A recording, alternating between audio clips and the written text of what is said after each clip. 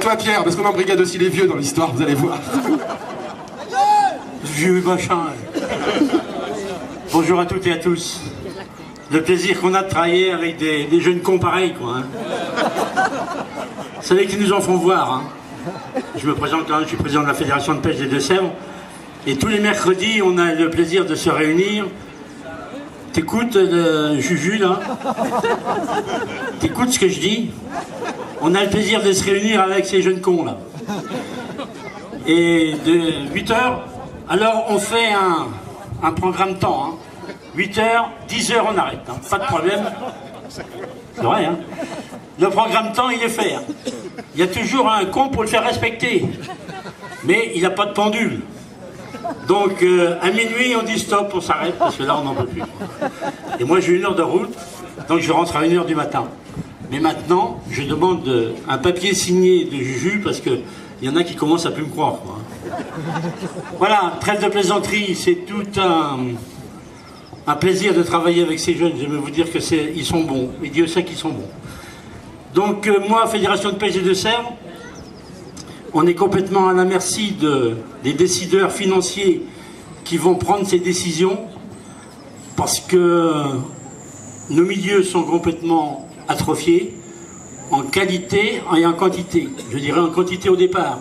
Il faut savoir que nos têtes de rivière sont même plus capables de supporter les frayères à truites l'hiver, tellement l'eau s'écoule vite et est pompée par les nappes et nos frayères, on appelle ça, elles sont hors d'eau.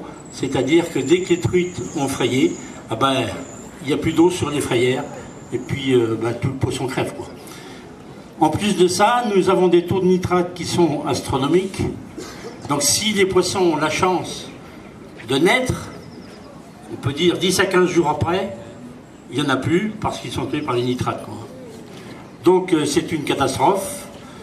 Et il faut savoir que ça, c'est l'histoire du poisson. Mais 15 km en dessous, à la Motte Saint-Héret, à Saint-Mexan, on a une station de pompage qui fait de l'eau potable et qui prend cette eau pour la redistribuer dans les tuyaux. Donc, je ne sais pas si vous voyez, on nous dit toujours, on sait traiter l'eau, il n'y a pas de problème, on vous envoie de l'eau potable. J'aimerais bien la faire analyser régulièrement. Et en plus, tous les étés, on a ces fameux ASEC. Cette année, on a encore eu 750 km d'ASEC. Donc là, c'est de la sec à sec, comme là. Hein. Plus après, les écoulements perceptibles, comme on dit, où le poisson est un foutu d'y vivre, quoi, parce qu'il n'y a pas assez d'eau. Donc c'est une catastrophe écologique, hein, et qui est renouvelée depuis 1990, que je me bats, moi. Je ne dois pas être fort quand même, parce que depuis 90, on n'aboutit à rien. Alors qu'est-ce qu'on peut faire, si ce n'est des journées comme aujourd'hui, et que ces journées-là soient prises en considération par nos élus, et que vraiment on dise, comme dirait Pierre Bellemare, il y a sûrement quelque chose à faire. Et l'autre jour, j'ai envoyé une circulaire à tous les présidents des associations des Deux-Sèvres. Je dis ce qui est malheureux quand même, aujourd'hui, c'est que tout est su, tout est connu, mais rien n'est fait. Et ça, c'est quand même une catastrophe et c'est une spécificité de notre pays, ça. Donc voilà, je vous en raconterai jusqu'à demain, je ne vais pas tenir le micro davantage. Merci Juju de m'avoir donné la parole, excusez-moi d'avoir été un peu long. Mais merci à vous d'avoir répondu nombreux à cette journée. Et Pierre, il est modeste, hein, parce que derrière sa casquette de président de la Fédé de pêche, il est aussi président de la Fédé de foot. Autant vous dire que des réus, il en fait. Et il est là tous les mercredis, un fidèle de chez fidèle. On ne ferait pas grand-chose sans la Fédé de pêche.